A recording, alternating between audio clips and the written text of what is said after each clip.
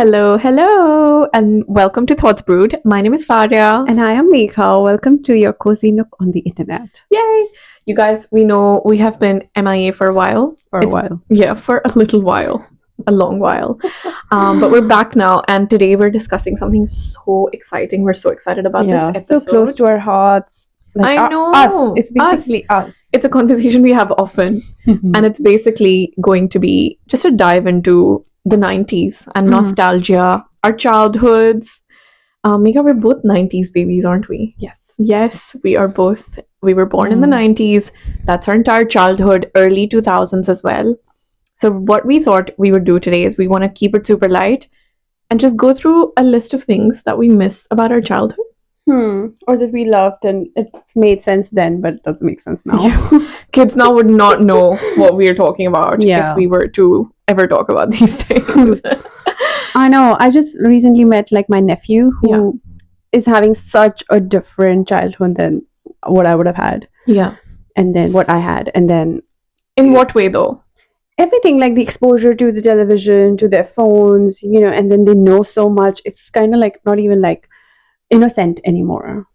They lack innocence. They're just talking about shows like Squid Games or... Are they really? How old is he? He's 7. Oh my god, but you're right. It's like just the exposure to the world and just knowing what's going on in the world. Like they're so much more woke and aware, which we were not. Yeah, but it's also too much. It is a bit much. For the kids. And I think that's a big conversation, isn't it? That people are having around like banning social media or banning the internet for kids. Sorry.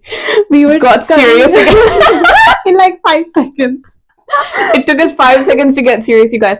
This is a thing we had decided. We were like, we're not going to get serious. Let's keep it super light. And then we're like, these laws that need to be made to protect children. And Australia has made one already about banning social media. Is it already passed? Like that's a law already? Yep. They can't. 16 under people cannot use. And so many mothers that I know are so happy, and they should be. I can imagine, because did you watch this show called Adolescence? I'm waiting for my internet to come back on. Oh, what do you mean? Yeah, your internet to come my back? broadband is suffering. Oh, okay. So you're just but waiting. it's on my watch list, and also I just finished Severance. Oh, I need to start properly watching Severance again, because season 2, I know you told me to watch it, and I have not. But I want to get you said you couldn't, like, you want to get back to it, but it's become a mainstream show now. Yeah, I think Severance. Everyone. Megha was the first to watch it, but it wasn't loved by everyone, you guys. Yay, I love it. You told me about it, and I think I watched season 1 because of you. And season 1 was so good.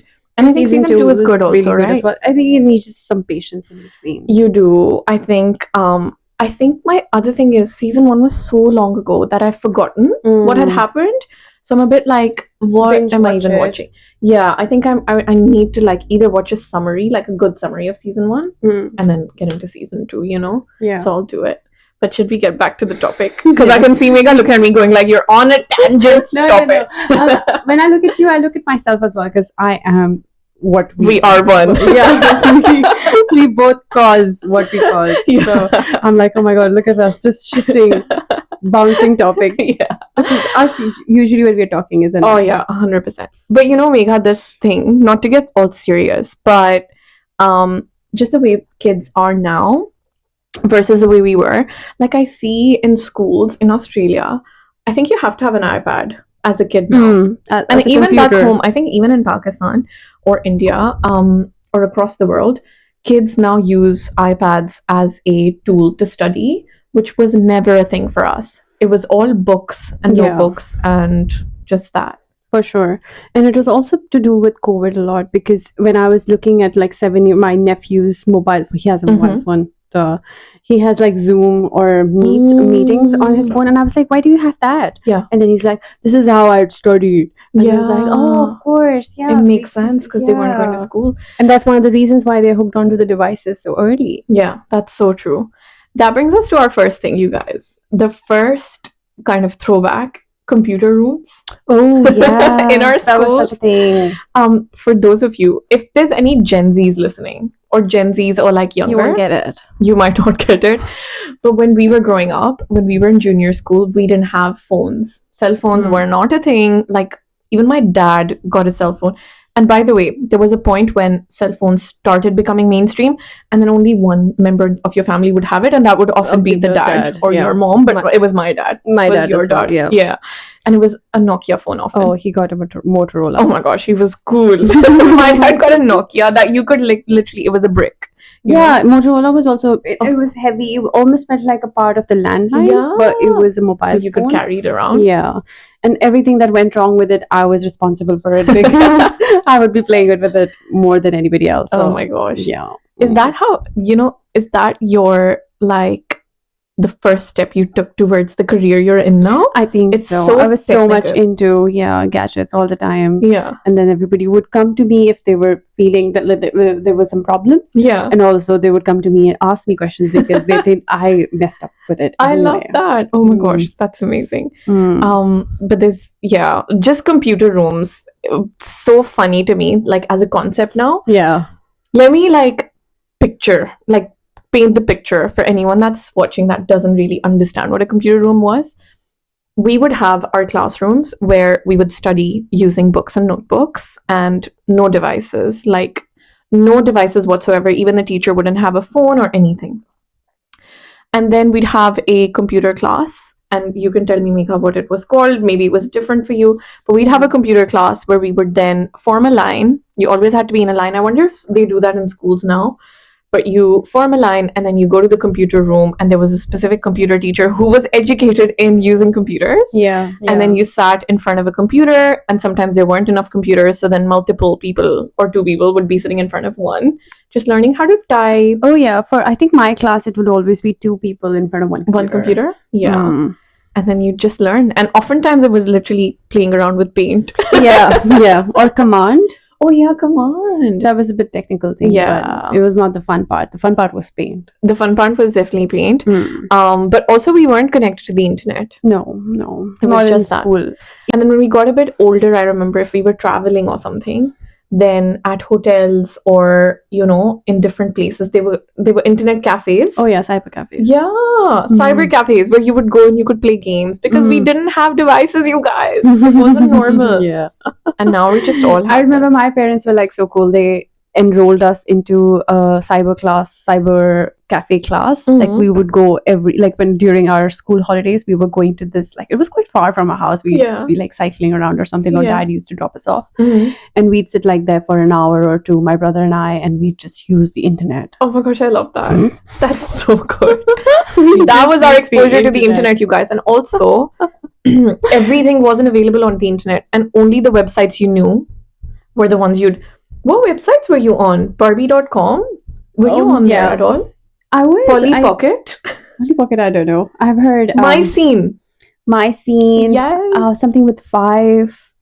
Oh, I don't remember. It had like a 5 icon, and then really? but then the social media came. Then there's Orkut and Facebook. Yeah. But when we're talking about earlier things, it was just some random website. And also, like, it was like there weren't any blogs. I don't know. They were like forums. So I used to be a big fan of Atif Aslam, as you're aware. Oh yeah, Megha is the biggest fan. All of you Pakistanis, Megha's a bigger fan of Atif Aslam than all of us combined. So there used to be like a forum called atifaslamforum.com. Are you kidding me? And I used to be like a very active participant on that. Really? Because there were only that many internet users at that time. Oh yeah. And I used to be like the biggest Indian fan for sure. Yeah. And I used to like just keep play. Like it was a different thing. I can't explain how it was. Like it was like one message and like this bigger box coming from, like, it was threads. It was threads. They weren't like chats or messages. That's so funny. It was so random. It was a lot of fun. Yeah. By the way, speaking of which, this is a bit of a tangent, but have you seen Atif Aslam in his Gen Z era posting reels? They're really funny. I've enjoyed a couple. I wonder who his Gen Z social media manager is right now, and is making him do that. And I think he's given up already. Yeah. Did he really? He did like 4 or 5. And then it takes a lot, man, to get reels consistently up. We know that. We know that.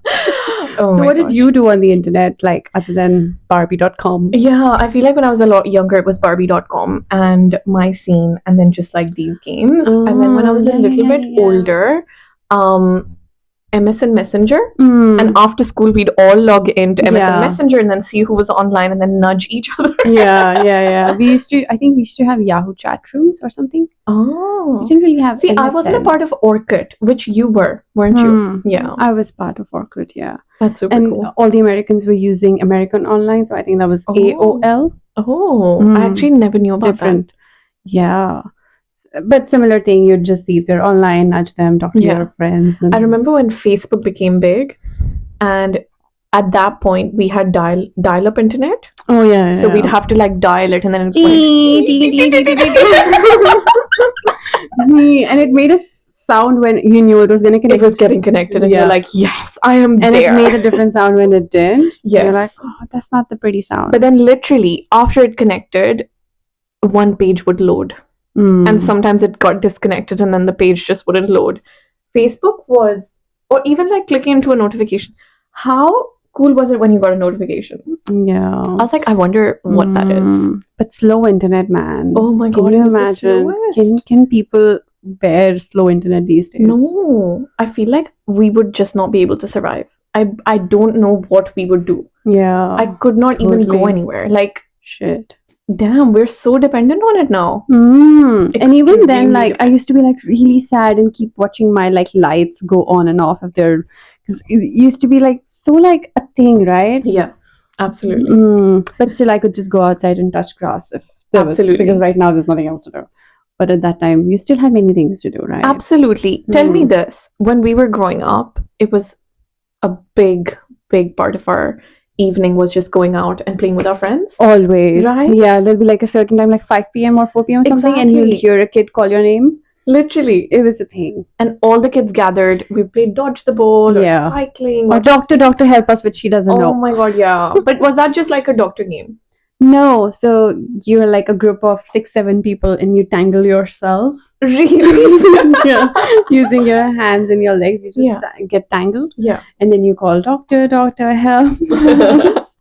And there's one person who's doctor, obviously. Yeah. And then they come and like try and untangle you. But if they break you, then you have to run and then they have to catch. I've seen this. Fun game. Like an adult version of this game, I think, and there's like dots. There's like colored dots on a like sheet. I'll show you later. I think it's a similar concept. Oh yeah. But that's Similar, so fun. like you have to put, like they say where to put your hand and legs. Did you play Baraf Pani?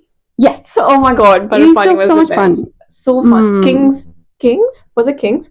Where you like you're in a circle and then you kind of step on each other's feet. Is it Kings? What is it? We've played it even as adults, I feel. I'll ask them more. Our memory is so weak.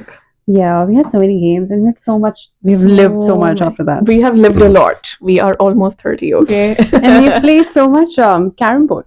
Carom board. Carom was the best game ever. And like the things in it. Realized. Yeah, and just how the powder. And the powder! Yeah, it was so good. And going for the queen. I've realized that carom it's a very subcontinent thing. It is, yeah. I didn't know that. I thought the whole world would have played it, but apparently not. If you played carom, please let us know, because we loved it. My nana would have a carom board at her house, so it was a thing we did whenever we would go to her house. Carom. Yeah. Such a good time. Yeah, were like power cuts a thing in Pakistan? Because there was such a thing in India, especially in Punjab where I lived. Yeah. And then that would mean community time. Absolutely. Dude, as soon as the power went off, we had load shedding. Yeah. Is that what it was called? Yeah, I think so. We called it load shedding. When, there's a certain time when the power would go off and everyone knew.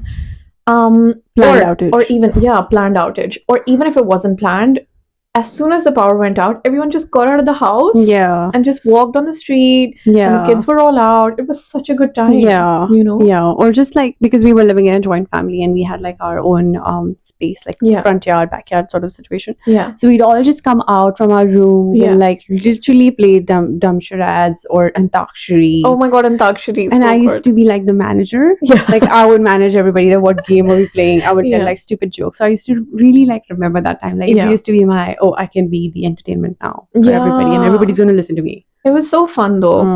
Nothing like can beat that. Isn't it funny how community is such a beautiful thing? take, power outage, not a good thing, but then as long as there's community, you'll make something good out of even that. Yeah. And that's been such a common theme of I feel like all of our childhoods. Yeah, and the weathers used to be so tolerable. Like Yeah. at that time, I don't remember complaining about the heat as much.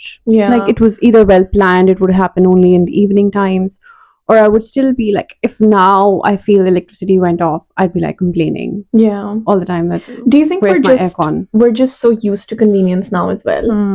One, that, and two, global warming. Yeah, It is hotter it now. is hotter. But then also we're just so used to just being things are so convenient now that Yeah, everything that's not convenient both. Yeah. really bothers us. Growing up, I remember like just taking the bus, like the school bus, stuff like that. Like it was hot, it got hot. Or like during PE class when we were outside, like things got hot. Maybe we're just old now. We were younger and things were easier. Yeah, things were easier, and we had so many like good things to look forward to. Yeah. Like meeting our friends or impressing a teacher with like good grades and things Yeah. like that. So these small But can things we also didn't talk matter. about the trauma of like exams and things? Oh my god. And the academic pressure that was put on us. I wonder what it's like back home now. I'd imagine it's still pretty bad. Just so many distractions now. Yeah. But I remember like studying for exams, then knowing the next day like something is due, and like the pressure of that. Yeah, and not wanting to go to school sometimes. Yeah, absolutely. Still having to go. Yeah. We didn't have like too many extra things that we'd be like celebrating other than like substitution teachers. Or sometimes they would, or when the substitute teacher was coming in but then they didn't, and you were like, this is great. This is a good day. Good day I didn't stay at home. Were you ever a prefect? Because remember how prefects were made to like silence the class? Oh yeah. Like a monitor. Yeah, like you go to a certain different class and do it for the kids. Did you ever do that? Yes, also that, but also in your own class, like if a teacher was late or whatever, then it was the student's job, that prefect's job, to stand like quiet in the whole class. So the monitor. They were but how lame? Why were they turning us against us? But it was a good powerful thing. Like I remember becoming monitor during 9th or 10th standard. Yeah. And I still really and you got drunk with power. Really you were like, I'm better than all of you. I really did. It was fun. Oh my gosh, so good. Those were good days. Did you have assemblies in the morning? Yeah, and I used to stand right at the back because of my height. Oh yeah, that's so funny. I love that. Yeah, so because I think I was kind of somewhere in the middle. Yeah. Yeah. But did you have to do the national anthem every single morning? Yeah. Yeah, same. Yeah. Do they do that still? I hope so. And did you have a school song? No. We had a school song. It was so funny. All the city school kids would know. Really? Yeah. That's so funny. I'm forgetting how it went. We had like a 45-minute assembly every morning. Embarrassing was it if you were late to assembly? Oh yeah, we weren't even allowed, I think. Yeah. We had to go. It was a separate line. Yeah. But isn't it funny how school is how you're teaching people how to behave in life eventually? And you're like, okay, you're late, fair, you shouldn't be late. But why is that such a humiliating thing? Yeah, some teachers were like not having a good day and then they would just take it out on the kids. I remember, a few teachers were always like sort of like almost drunk with power, like you said. Drunk with power, like these kids are late. Yeah. Or even like a big thing for us was like how you were dressed. So if you had nail polish on, oh my god forbid you had nail polish like that, to bus no, could not do that. Or the hair a certain way. The hair a certain way. Yeah, shoes those were not good things about school. Sometimes, they would traumatize us. Is it the military? Because it felt like it. It was a bit intense, wasn't it? Yeah. And I feel like we talk a lot about parenting and how that affects you in your life eventually.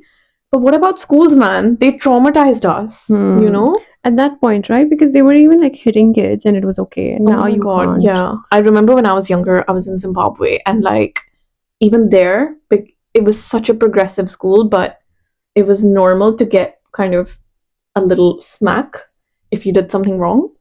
It wasn't cool. Yeah, at Not that time, cool why at won't all. we like woke? Why wouldn't we like Why weren't we like Yeah. protesting against this? Yeah, you can't hit us, excuse me. Yeah, I don't think they can now. Like, They I don't think can, they do yeah. it anymore.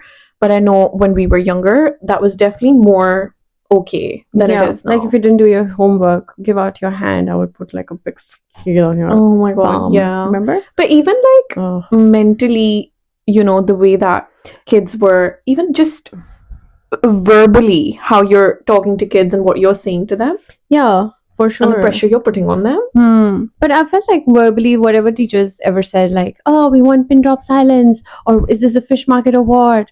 La la la. Those were still like okay things. But But if you're hitting somebody in front that's of definitely not. the friends, the Yeah. class, that's so humiliating. That is so humiliating.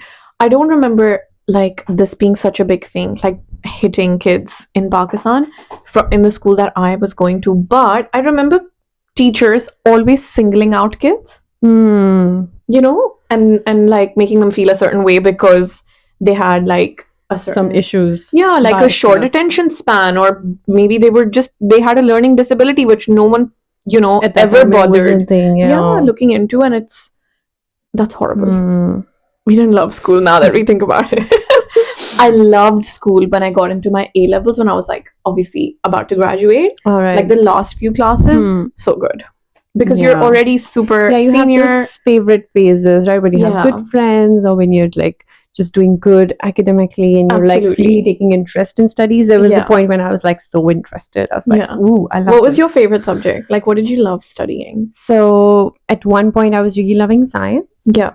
And then I was definitely like a moral science also student. I was environmental loving kid. So I was Yeah. like into Megha, those. you already know Megha's big on the Yeah. environment even now. It And started then. I'd love it like civic things. Like I was like, Yeah. ooh, I'm gonna be the moral police. Yeah. The moral police. This is where it started.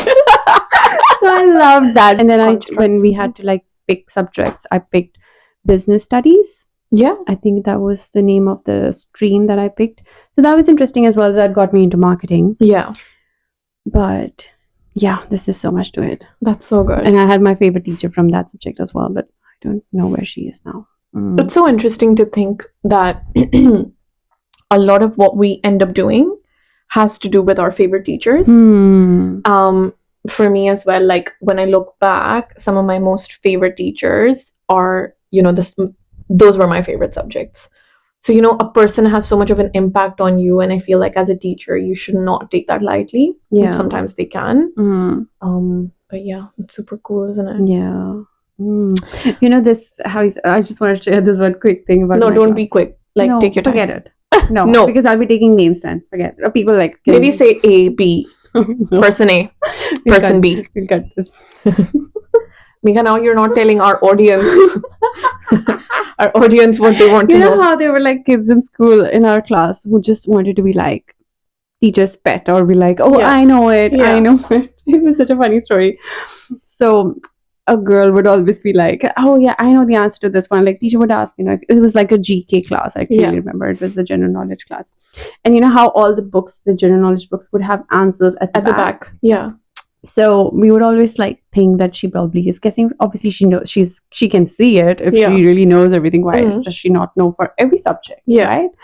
So one day, one of the classes, the teacher was like, "Okay, today I'll make you answer it." Yeah. So she got the student to come up and answer, and she obviously answered what was on the back of the book. Yeah. But it was the wrong thing, and the teacher obviously knew, so she was being Oh very my smart about it. god. And the time she like called her out that, so today we know that you've been पीछे lying. में पढ़ा है ना book के पीछे लिखा हुआ है. So she was like embarrassed in front of everybody, which was no. quite sad, but also That's like, so girl, sad. stop. Girl, stop, man. But I feel like the teacher should have kind of taken her separately and like told her. But yeah, teachers used to pull that shit. Not okay. Like that's not okay at all. But also pretty funny. Yeah. Say, I would like to like talk about this a little bit from a kid's perspective and from like a perspective of someone that's just trying to like do the best that they can. The first thing that school does is it tells you to be that kid, right? To be the best, to know what the answer is, and you're like applauded for it. But then the other part of that is if you're working smart and not hard, which is now something we're trying to learn, Megha. Is we're like, why are we always working so hard? We should just be able to work smart, because school conditioned it. Like, it's conditioned us to work hard. So sometimes when we know the answer, we're like, no, but this is too easy. I need to go and like find. Yeah, but it's right at the back of the book. It's not honest either, because the school is also teaching us to be honest, right? Yeah, but did they say don't read the back of the book and the answer is there? I feel like I'm shocked that like more kids weren't reading the back of the book. You know what I mean? True. Why wasn't I doing that? Because why I say this? Because I remember growing up and like, for example, if we were in a class and we were making a bit of noise, or we were interacting about the topic or something or the other, and we were actually learning during this process, oftentimes a teacher, this wouldn't be an example of a good teacher, would be like, you guys are having too much fun, or you're like, not, you're being too loud. But if you're learning, you're learning. Yeah. And so it's like we're made to be a certain way. So if it only fits that certain construct, then you're okay. But if you kind of, you know, steer anywhere away from that one singular line, then that's not okay. And that makes me wonder. But yeah, I mean, it's not that serious. Yeah, but it's also about the discipline, right? Yeah. School is all about disciplining you. So if you are being sort of too cunning for the environment you're in, you're ultimately a student right now. Yeah. If you're being too cunning and you're lying to the teacher, teacher's going to call you out. Yeah, lying to a teacher is obviously not cool. Yeah. But yeah, it's interesting to see like how a lot of people who were acting like different or just didn't fit the mold perfectly are now in life doing fine. Yeah. In fact better, right? Yeah. Because they found the easiest. And some of us, like I was such a like, you know, front bencher, good student, this, that, whatever. And as an adult, I struggle to break free of that now. You know, that idea that I have to be a certain way with, because that's what being a good person means, or that's what being like a good professional means, or this is how I have to be in a job, or whatever, you know? Or even with people, like I'm such a people pleaser. School taught me that. Yeah. You know? But it's also part of your personality. I mean, true. School can teach you only that much, but what you pick on, what you latch on is what you are, right? That's very true, actually. You cannot be that person, even if your school was like, yeah, be that person. Like me and Taimur turned out so different. Even my siblings and I turned out so different, you know? We all have, you're right. Yeah. It's your personality. Yeah. You are a people pleaser inherently, basically. I mean, it keeps people happy. You make people happy. Like, that's what's with Ryan as well. You know, I keep telling him that you are such a sweetheart. Like, I cannot be that person. I will tell people what it is, and sometimes it hurts people, and I should mince my words. But it's not because of my school. Yeah. But we're all so layered, and I think a lot, like all the little things add to how we eventually end up being in life, right? Yeah. Interesting. Yeah. This topic can go on forever and ever, right? There's so many things. We didn't go through our list, but it's okay. It's 33 minutes. Yeah. All right. Okay. So we went over time, as we normally do. And we had a huge list to go through, which we haven't. But that's okay. Yeah, but we had really lots of fun. And I hope you guys also enjoyed what we were talking about and sort of resonate with it and felt that, we're all almost talking about your childhood if you're from Pakistan or India or from any other part of the world. And if you're a 90s kid, really, you know, like tell us, we obviously love talking to you guys. Tell us what your favorite part of your childhood was, and if there's any topics that you want us to discuss. Like, there's so much for us to talk about. Yeah. It really never ends. From 90s world, from TV shows. Remember how newspapers had like the schedule of what is coming on TV? Oh my god, yes. But that also, did you have a favorite part of the newspaper? Oh yeah. There was all these parts, and then the end was like, I think the fashion page. There was a sports page. What's happening in the fashion world. Yes. And then like the comic and Sudoku crossword. Yes. That was the funnest. The games and like a little page. Drawing thing as well, like you could draw. Remember? Yeah. Did you have that? I think we did. Oh, that was fun. That was so good. Fun. But anyways, thanks for hanging out with us while we chatted about our childhoods, and we'll be back hopefully sooner rather than later. Yeah. We won't take as long a break, and I'm really sorry for you. No, but we loved hanging out with you today. Yes. Thanks, guys. We'll talk to you soon. Bye.